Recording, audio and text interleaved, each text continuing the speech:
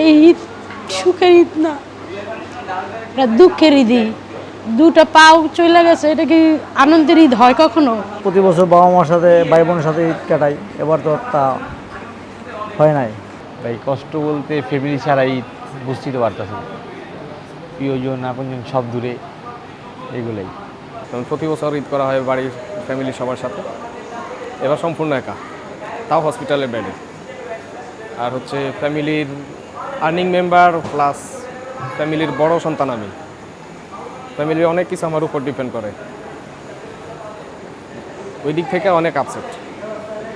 আর যদি আমার দেশের দিক দিয়ে বলি তাহলে আমি প্রাউড, আমি খুবই প্রাউড ফিল করি যে আমার এক ফোঁটা রক্তের বিনিময় হইলেও আমি দেশের জন্য কিছু করতে পেরেছি। একবার তো আন্দোলনে গিয়েছি, দেশ সন্ত্রাস মুক্ত করেছি, স্বৈরাচার মুক্ত করেছি। আবারও যদি প্রয়োজন পড়ে, আবারও যদি ডাক করে, আবারও দিতে প্রস্তুত আছি। কারণ তখন নিজে রক্ত দিয়েছি, এখন আমার শরীরে যে রক্ত বইছে এগুলো আমার রক্ত না, এগুলো মানুষের রক্ত। আমার শরীরে 9 ব্যাগ রক্ত মানুষের, তো এটা আমি নিজে রক্ত দিয়ে দিছি, ওখানে সমস্যা হয় নাই। আর মানুষের রক্ত দিতে তো আমার বিন্দুমাত্র বাঁচবে না, আমি সর্বদা প্রস্তুত আছি। এই ঈদ সুখের ঈদ না, এটা দুঃখের ঈদই। দুটা পাও চলে গেছে, এটা কি আনন্দের ঈদ হয় কখনো? এখনো 20 জুলাই থেকে বসা, এখনো হাঁটতে পারে না, কিছু গোসল করতে পারে না, বাথরুমটা তুমি সব বিছানায় করে। তো এটা কি সুখের ঈদ হয় কখনো? আনন্দের ঈদ হয়? এটা দুঃখের ঈদই। বাসা থাকলে আর আমার বাবা মা সবার সাথে আনন্দে ঈদ করতাম। প্রতি বছর বাবা মার সাথে ভাই বোনের সাথে ঈদ কাটাই, এবার তো তা হয় নাই, যার জন্য খারাপ লাগছে। তো এটা খারাপ লাগলো, কি করবো, করার কিছু না, এটা আল্লাহর ইচ্ছা। আল্লাহ যদি চাইতো তাহলে হয়তো বাবা মার সাথে ঈদ করতে পারতাম, আল্লাহ চায় না বিদায় করতে পারিনি।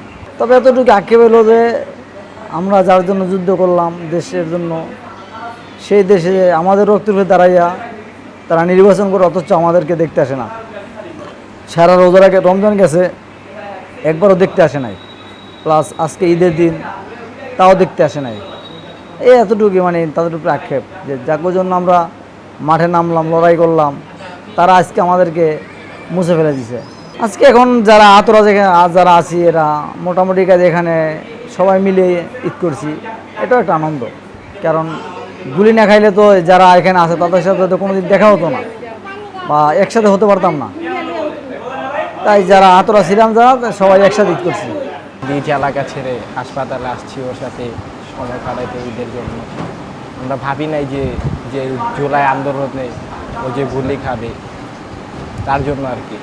প্রতিবারে আমরা তো আমাদের নিজ এলাকায় বা কোথাও না কোথাও আমরা ঘুরতে যাই, এবার তো মিসিং। তার জন্য আর কি আমরা সকলেই যে প্ল্যান করছি যে আজকে আমরা ওর সাথে হাসপাতালে ঈদ কাটাবো, ঈদের আনন্দটা কাটাবো।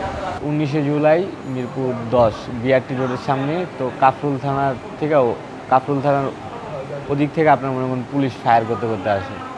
এই সময় মনে করেন আমি আর একটা মুরব্বী চাচা দেখা গেছে যে অনেক সামনে, আমাদের না হলো 50 হাত দূরে লোক ছিল, তো ওনারা সামনে আসতেছিল না ভয়ে। তো একটা পর্যায়ে মনে করেন পিছিয়ে যে লোকগুলা ছিল ওইগুলা মনে করেন ইট পাথর ওরা ফিক্কা দিয়া আমাদের হাতে দিচ্ছিল।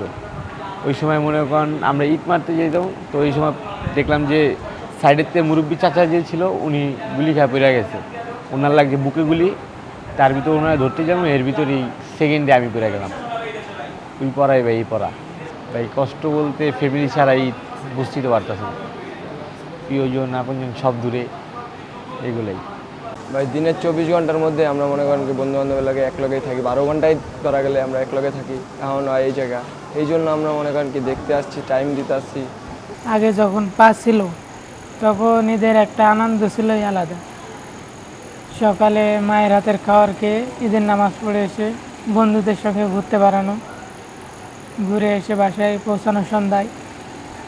আর এখন আপনার বর্তমানে হচ্ছে আমাদের যে জীবনটা চলতেছে, হসপিটালে সকাল থেকে সন্ধ্যা, সন্ধ্যা থেকে আবারও সকাল, এভাবেই চলতে আছে। কিন্তু অন্য রোগী সুখ কেমন আছে আমি বলতে পারি না, কিন্তু আমার পক্ষ থেকে আমি আলহামদুলিল্লাহ, আল্লাহ ভালোই রাখছি।